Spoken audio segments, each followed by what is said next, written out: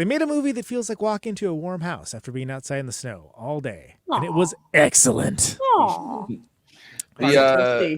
The first half feels like you're outside in that cold snow, Right. and then the second half you're like, oh my god, thank God, I'm inside now.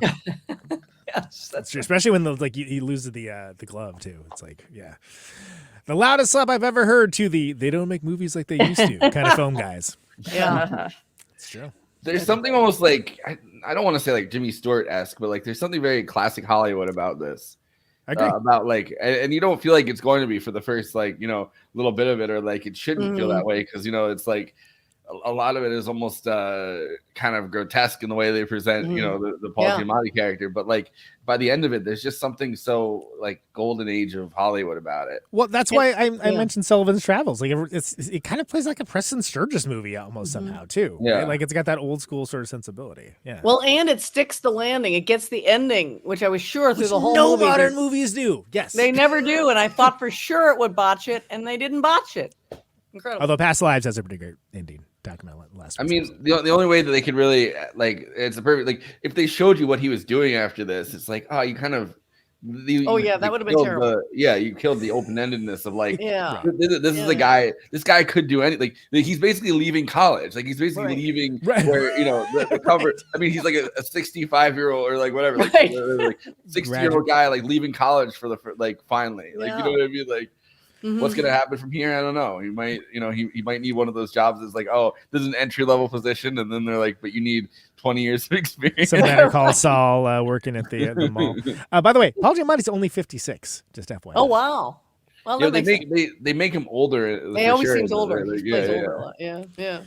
Yeah. With some great a great DGen move with the alcohol mouthwash.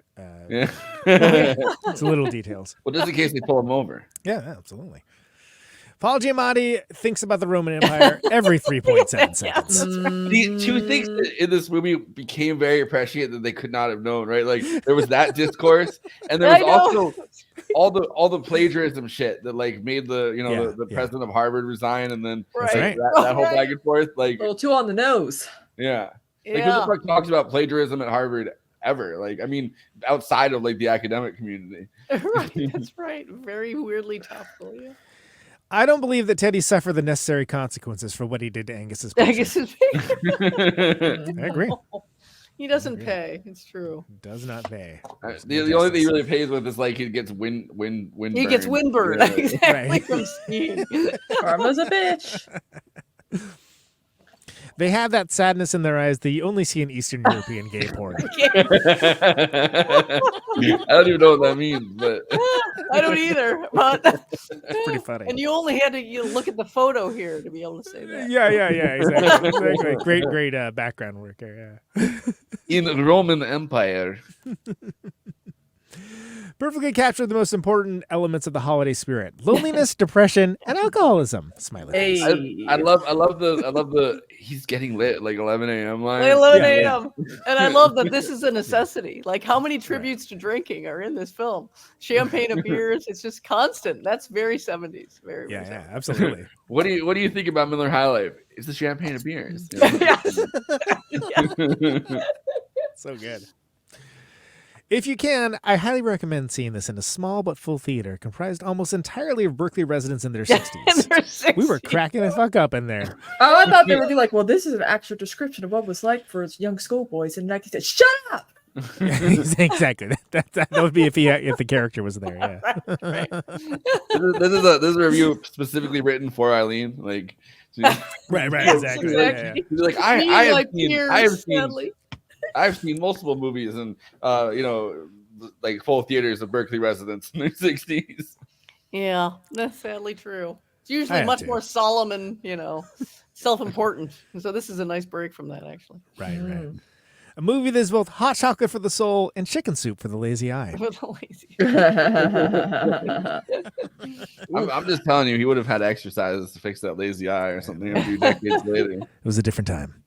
I don't know why, but I started crying when they made Angus Cherry's Jubilee. Oh, what a sweetie. You're like Miss Lydia. Oh, exactly. Get the kids some brandy. He's had a rough day. Oh, it's so good. Like being beaten to death by a Cat Stevens album.